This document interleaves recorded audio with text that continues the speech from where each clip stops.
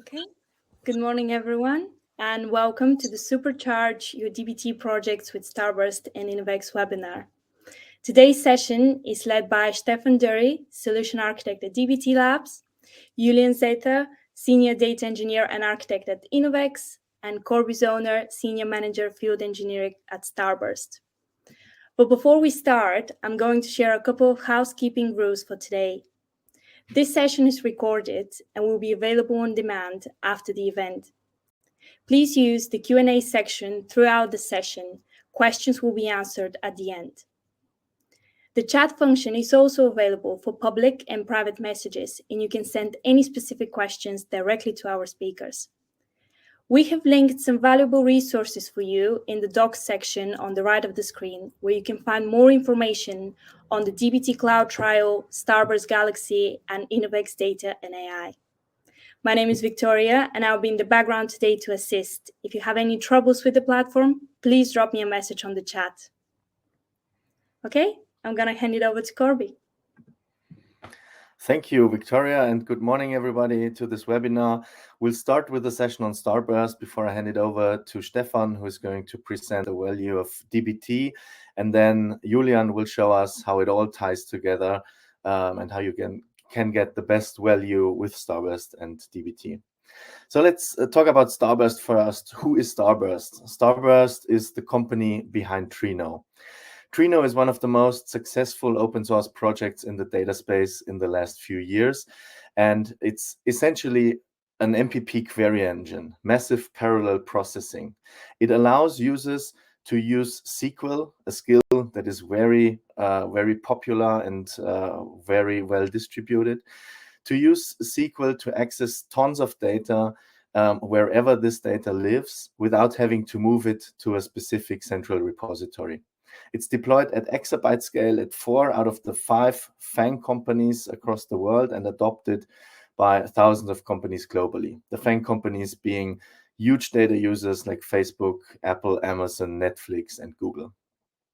The success of Trino has also helped Starburst to become very successful with hundreds of customers around the globe. With a 3.3 billion valuation in our most recent Series D funding, which was led by leading investors around the globe like Andreessen Horowitz and Index Ventures. But what does Starburst offer? Starburst offers an open Lakehouse architecture. It's open because we want to give the power back to the people, back to the users, and back to the companies who are using data. And for that reason, it's not just an open Lakehouse, it's your open Lakehouse. With that, we provide an end-to-end analytics platform that gives you leading price performance for workloads, whether those are in the cloud or on premises. But let's dive a bit deeper into what all of this means. What does your mean? Your means there is no lock-in. It's just fast SQL analytics across all your data. Open means open standards available on any architecture. That means open file formats like Parquet, but also open table formats like Iceberg, for instance. No proprietary formats, no need for you to move anything to a specific type of storage or infrastructure. Lake, what is the lake piece of the Lakehouse? Well, it's the scale and the cost efficiency of a data lake. It's your choice what kind of technologies you want to use there, but you get the effectiveness and the efficiency that you would expect from a lake at very low costs. But, and here comes the house part of it, the optimized performance of a data warehouse. So you can combine the best of both worlds, the performance of a data warehouse and the cost efficiency of a data lake. Let's dive into the other sentence down there. End-to-end analytics platform. What does that mean? Well, we're not just the commercial version of Trino. We're not just a query engine. We provide an end-to-end analytics platform with tools like Lineage to understand the heritage and the changes that your data undergoes through your transformation processes, but also industry-leading security. Either we integrate to systems that you have already, for instance, like an Immuta or other access control platforms, or we bring something that is called built-in access control that allows you to use functionality from Starburst for attribute access control, and really fine-grained level security that you can specify on the platform, and lots of other features contributing to performance, stability, and enterprise grade. Industry-leading price performance. We'll get to that in a minute, but we beat our competition when it really comes to scale and performance at low costs. And both cloud and on-prem, deploy your compute wherever the data resides. You don't have to put all your data into that single source of truth, that promise that you've been hearing for the last 10 years or even longer, but federate your data where it is and bring the compute to the data to get the most out of it. Whether that's cloud or on-prem, and whether you want to combine that, Starburst is there to help you with it.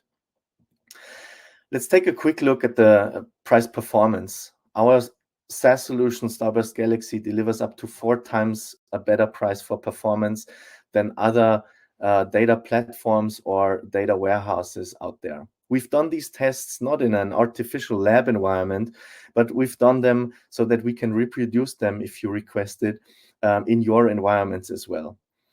And currently, we do have lots of customers that move their workloads from cloud data warehouses to Starburst, either all of their workloads or parts of it, in order to save costs, because the builds can get pretty significant pretty fast with solutions from our competitors.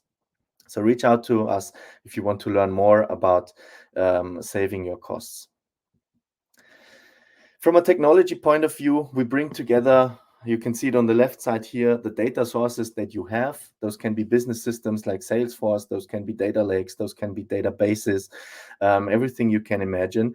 With, on the right side, the consumers, people who want to get value out of data using AI, using real-time BI, using dashboarding and reporting workflows, and many more.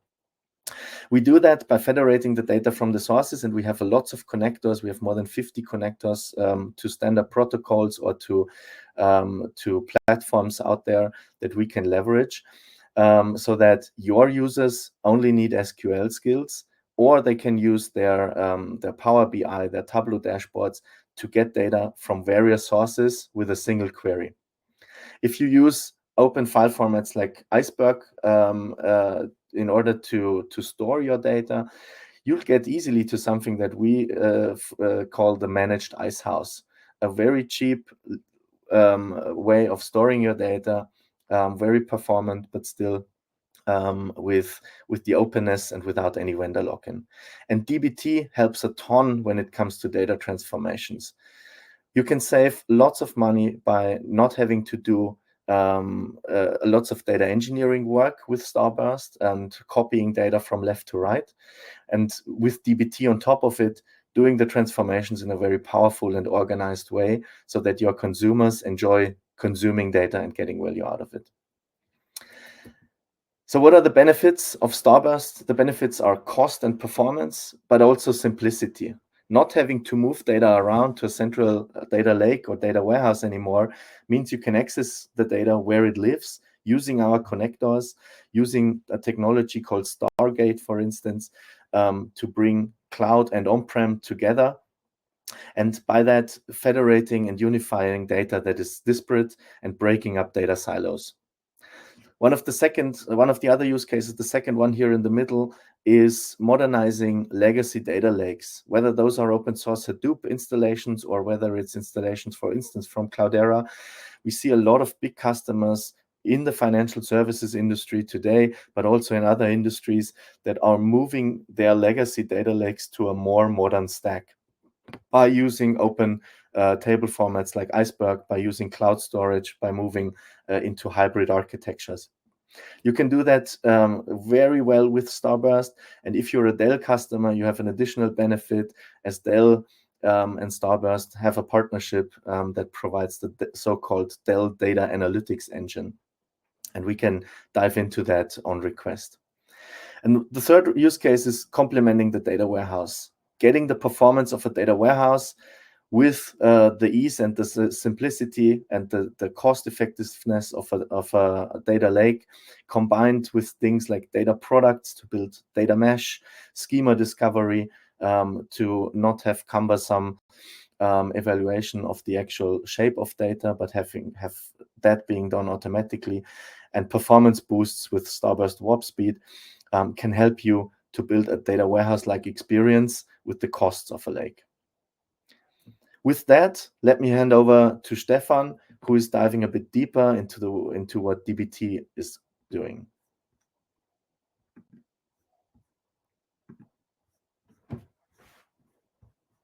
I'm going to share my screen. Good morning, everyone. While I'm doing this, I'm Stefan. I'm a solutions architect here at DBT Labs. Very pleased to talk to you today. I'm going to give a quick introduction into DBT Labs and what DBT is.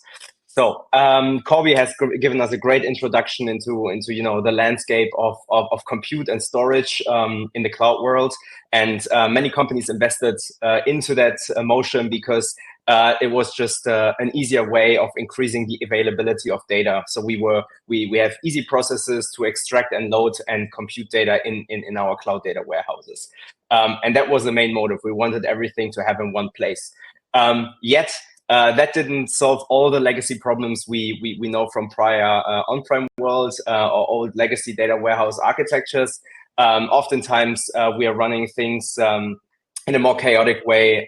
We have no visibility of how certain objects in a data warehouse or lakehouse are connected to each other. We are having a hard time documenting them, adding tests, so on and so forth. And this is where DBT comes in.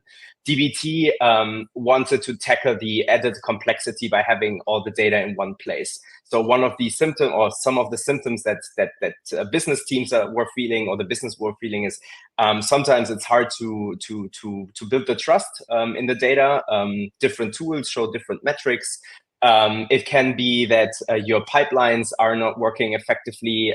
You're not writing very dry SQL code, but very singular data pipelines that are not performing as well. And then last but not least, like those usually culminate in that you are inefficiently spending your resources. And what happens is that people start working in silos. So this is the problems that DBT came to tackle, and we sit on top of Starburst, and we try to bridge the gap between the data practitioners and then the business stakeholders. How this looks is that instead of thinking of data pipelines as singular processes, DBT enforces like a working shift that allows us to write modular transformation that are pure SQL select statements that not only data engineers can operate, even people in the business can operate. And on top of that, we make it very easy to add software engineering best practices, data quality testing, documentation.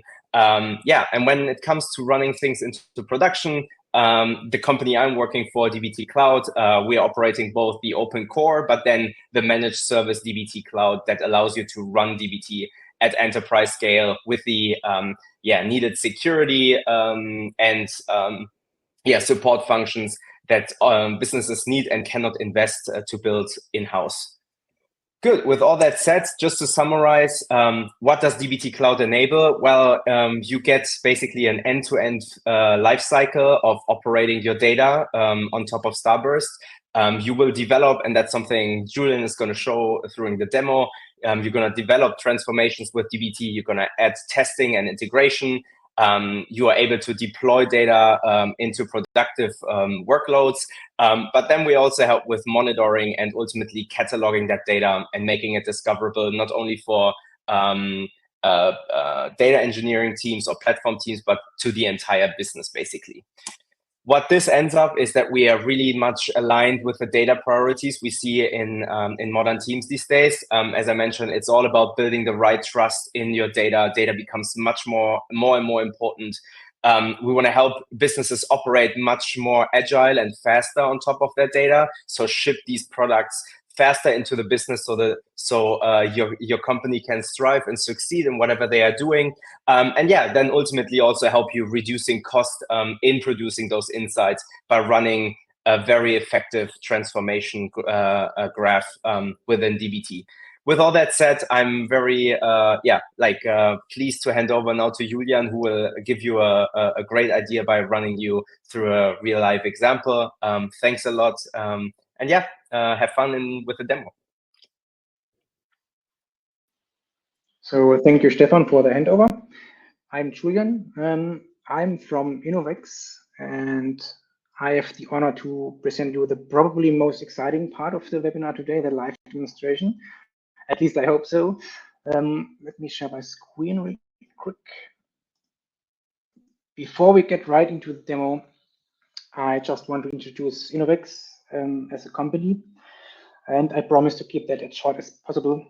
inovex is a medium-sized IT consultancy based in Germany, and we have around 450 experts from a wide range of areas, which goes from application development, data management and analytics, and IT engineering and operation. And we really love to help our customers with their digitalization projects. And we love that doing it across the entire project lifecycle, from requirement engineering, planning, designing the solution, and implementing it up to running the operation of the application. So we have heard before of classic BI architectures and data lakes. I just want to show you quickly the evolution of data platform architectures. We have on the x-axis from left to right the evolution stages, which goes from classic business intelligence use cases, dashboarding solutions on classical data warehouses, through data lakes, where the amount of data grown and the data got more unstructured in the 2010s. Then the cloud infrastructures came up, what we call the modern data stack, or lakehouses, which you've heard before also. And today everybody is talking about data mesh. And we as inovex, we have been through all of them in the past decades. We accompanied our customers through all of these stages of evolution. So we have really a lot of experience in all of these kinds of data platforms and architectures. Just to show you a few examples, I don't want to go much into detail, but on the left we have RTL, that's one of Germany's largest media companies in the field of television and video on demand streaming. Hornbach in the middle, that's one of Germany's largest hardware store operators. They operate hardware stores and online shops throughout whole Europe. And Wintershall on the right, that's a very large oil and gas supplier. And we help all of them with their data and challenges by building modern data platform architectures. So now we come to the demo, but first I want to show you the scenario. Let's assume that you are a data analyst in your company and you got the task to build a dashboard that visualizes COVID statistics per region and nation. So you could think, oh, that's an easy one. Just connect a data source via JDBC and put a dashboard on it, and we are good to go. But there's a challenge. The sources are distributed across several databases and systems across your entire company. And one idea that you could have initially is, okay, let's build load jobs that transfer this data to a cloud bucket, for example, and build the dashboard based on this cloud bucket. A load job could be, for example, a simple Python script scheduled with cron. It could also be a Spark job that runs on a Hadoop infrastructure, scheduled as an Airflow instance. And to be honest, these solutions are valid in various cases. For example, if you're a smaller project with less dependencies in your company or to other departments or systems. But there are a few downsides. First of all, there's a lot of effort to develop and maintain the load and extraction code and to automate it. There might be data duplication because you need to transfer the data to the cloud bucket. And there are is data transfer and storage cost. And the solution that we suggest today overcomes these downsides. The architecture that you will see in a minute in action looks like this. On the top, you have the developer that wants to do transformations. And on the bottom, you have the data sources that are distributed in various systems. The developer uses dbt Cloud to build and maintain its transformation code. And in the middle, between the developer and the sources, sits Starburst as kind of a middleware. We have heard that before. And dbt Cloud compiles your transformations to actual queries that will be sent to Starburst, and Starburst handles the materialization of the models and also the interactive and exploratory analytics requests that we see on the left side. In our demo, we have as an example for the materialization of the models as backend in Amazon S3 bucket. That's just an example. You can imagine a really large kind of systems that can be connected to Starburst with the partner connections. And as an example dashboard, we use preset.io. That's just a managed Apache superset that we will see in a minute. So now we will jump right into the live demo. If you want to, you can have a look at those links. This is the sources of the demo, the GitHub repository of the dbt Arduino connector. It's also you can also find them in the media section in Codecast. So the first thing I want to show you is the dbt Cloud Web UI. And the very first thing we need to do is configure the project. We see here on the right that we configured a repository, which dbt pulls the code from and where you can push your changes to. And the most important thing is this connection, which tells dbt Cloud to use Starburst as execution engine. Usually you can only add one connection at a time in a dbt project. And the interesting thing is that Starburst abstracts your data sources and you can use it as it would be a normal database. And in the background, it handles all the magic for you. Let me quickly show you the Cloud IDE. That's an IDE as you might familiar with from local installation. For example, it could be a Visual Studio Code. It looks pretty similar. And what I want to show you now is just how a dbt project is structured. You see is on the left file explorer, transformations as one.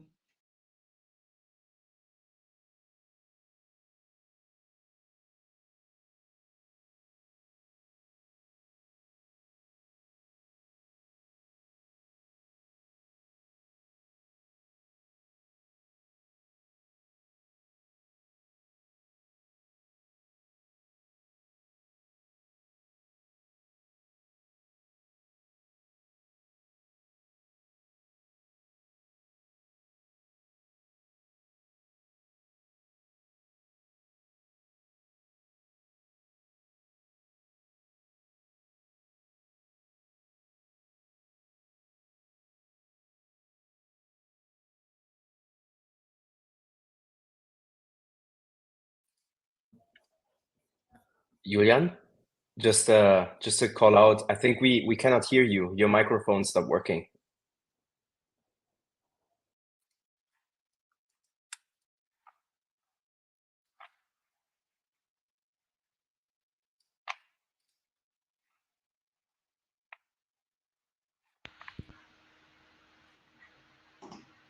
Do you hear me again? Yeah, you're back. Yes, you're back. Maybe you can repeat your Okay, talk track okay. from the Thank last. you for the hint. You can repeat your talk track from the last 30 seconds, Julian, maybe. Sorry? Maybe you can repeat your talk track from the last Okay, 30 okay, seconds. yeah. We missed you there. Yes. So dbt is compiling this SQL template to the actual query that will be sent to Starburst. And what I now can do is press this build button. You can also use it with the CLI if you want to, but for the sake of simplicity, I use this build button here.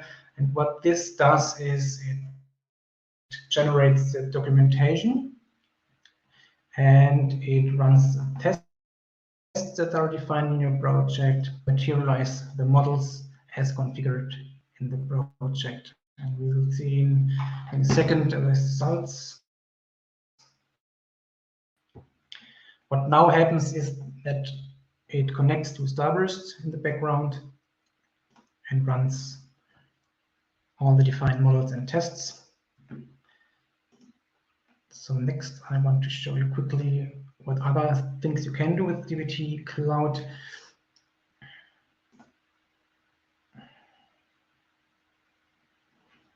So you have this deploy section here where you can define environments. In my example, I have defined, and you can define those environments with different versions of dbt. And best practice here would be that the development environment is the one that is used by the developers to develop features on different branches, and the production environment is one which is used by technical service accounts to do the actual deployment on production. What you also can do that's pretty handy, you can define so-called jobs. That's a lightweight way to automate your transformation. And you don't need to care about, for example, installing an Airflow instance and maintaining it. You can do the automation right from the dbt Cloud project, maybe on a daily basis, for example. The last thing I want to show you here is the Explorer part. There you can see different metadata of your project, for example, the test results. Here, the freshness of your sources, if you have defined it. Also pretty cool is this recommendations part. So dbt Cloud scans my project and tells me how the test coverage is and how much documentation I have. And it shows me that I should probably take more time on tests and documentation. It's pretty cool. It helps me to understand the quality of my project. What you also can do is you have these exposures here. That's the last thing I want to show. An exposure is just a link to an external system that is using data of your transformations. And in my example, this is a direct link where I can jump right into the dashboard that I built that is based on data.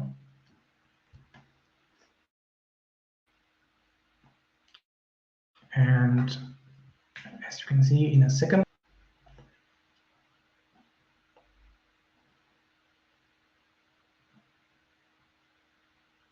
this is the preset IO dashboard. It will connect to Starburst now, and here you see it runs the queries now against Starburst, and the visualizations show, for example, the percentage of vaccinations per nation in this world map. And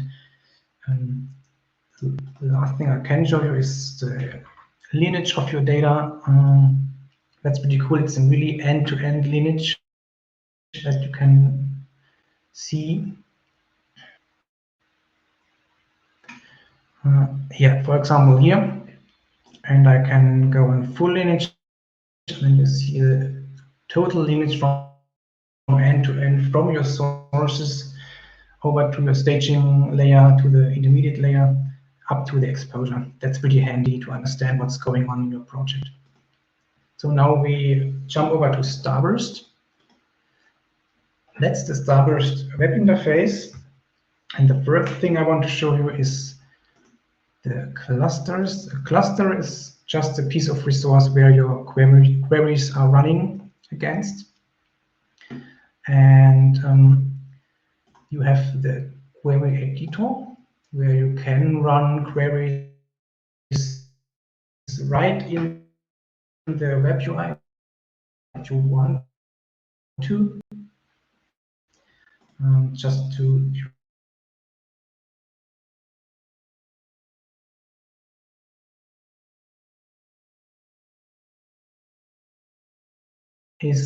you have the catalogs. A catalog is one catalog is one connection to one data source, and you see the data sources that I have had on the slide before. We have a connection to Snowflake, one connection to a AWS S3 bucket, and a connection to the TBC example data. And we have one more connection to an S3 bucket, which is our target where the models are materialized. So we have a look at that one. There you see schemas, and schema contains tables.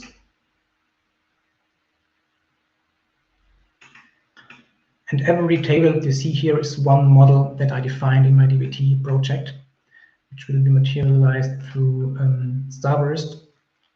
And for example, what you can also see, for example, this one is one of the queries that was run from the preset.io dashboard a few minutes ago. And you see here details on the query execution, or if you are a really interested pro, you can also see the detailed execution plan of the query to really understand what's happening in the background. The last thing I want to show you is the data products feature. That's pretty cool because that helps your company and your potential customers to find your data products. They can browse the data products and can see metadata about your data products. For example, contact persons, supporting information, like in this example, again, a link to the dashboard. And you can put markdown documentation here in the description. And that's pretty cool to code to a data mesh direction with the help of Starburst. So that's it from the demonstration so far. And I have one more summary slide that I want to show you.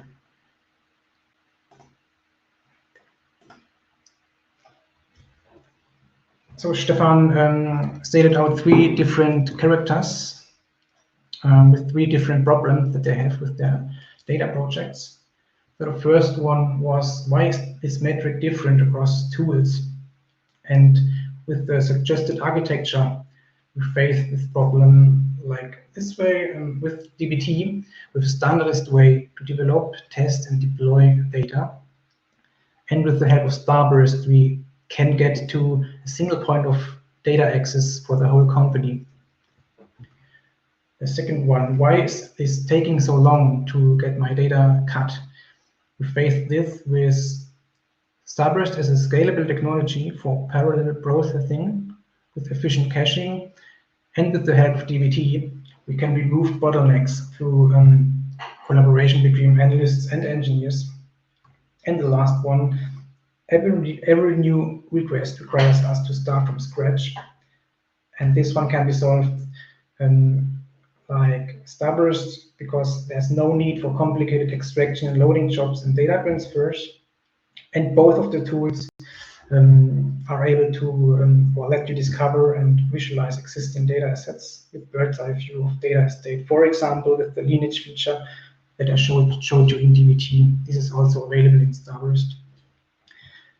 And all of this can be implemented with the help of inovex as an implementation partner.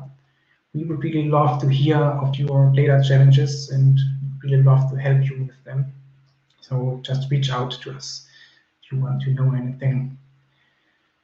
So that's from my side, and thank you for listening. If you have any questions, we are happy to answer them now. Thank you very much.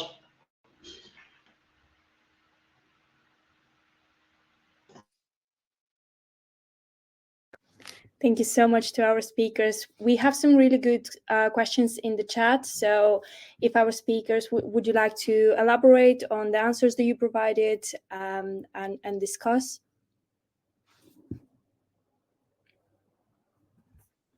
Yeah, for sure. Maybe I'll take one. That was a very good question. If we would advise, I think let's talk about table formats first. There was this question of what is the advantage between Iceberg and Delta Lake, and because the person who's raised the question, they've already invested very much in Delta Lake, and I think that's a very valid point. Right now, if you look at the market data, you see kind of comparable market shares between the two table formats, around 25 to 27%, with a bit of a lead of Iceberg. And there are a few people who more go into Iceberg. I think it's a bit more open still as well, not driven so much by a single vendor. But in the end, as I wrote there, I've just been to an event, and some of the speakers there said, if you're really not sure how you want to build your Lakehouse and you don't know which format to take, then flip a coin, right? So essentially both will give you the value that you expect from a data Lakehouse. Any other questions that you, Stefan, want to address maybe? Yeah, so this is not in the Q&A section. There was a discussion. I'm super intrigued. Like Konrad has been very, like giving great feedback. And I think what we showed you, or what Julian showed you today, is the experience within the browser-based IDE that we are offering as part of our offering. I just wanted to highlight for those who have not been following our discussion. There's also the opportunity to set up, a local environment. Like if your company chooses to, install VS Code for people, and people should be working locally on their machines, there's a CLI opportunity with DBT that in the future will also be more deeply integrated into tools like VS Code, or like VS Code in particular, but then also around a couple of other plugins. That's just something I want to highlight. We want to meet the developers where they are, whether this is more governed in a web IDE for, as I said, the person who knows SQL but doesn't know how Git works, and you want to restrict in the way they connect to Starburst, for example. This is definitely possible. But then the more data engineer, software engineering background type person can work locally on their machine and get all the advantages from DBT Cloud. Yes. Okay. Then there was another question with regards to would we recommend Starburst for extracting data from source systems? Yes, we would. There was a valid concern, I think, because if you don't copy your data over, of course your source systems might be loaded or might be overloaded. That concern is pretty natural. I can rest assure people in the audience that we do have functionality like the so-called table scan redirect, but also sophisticated caching to make sure that your source systems can provide the SLAs that you need in the business, and still you can access your data where it is without having to do any manual copying around. There was another question. Maybe the person who asked the question could define what they're meaning. There was a question: are actions possible with Starburst Enterprise 2? Maybe you can define what actions are, and we can get to that a bit later. Victoria, I'm not sure if there was anything which was unanswered in the chat. Do you have an overview there?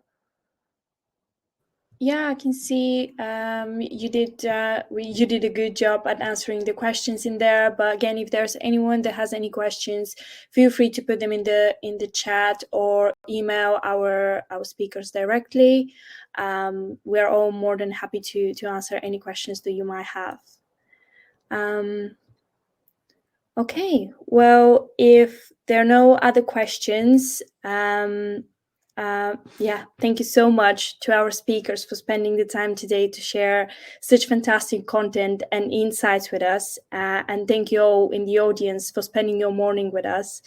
As I mentioned, we'll be sharing the webinar recording from today with you, so you can go back to anything you may have missed or just want a second look at.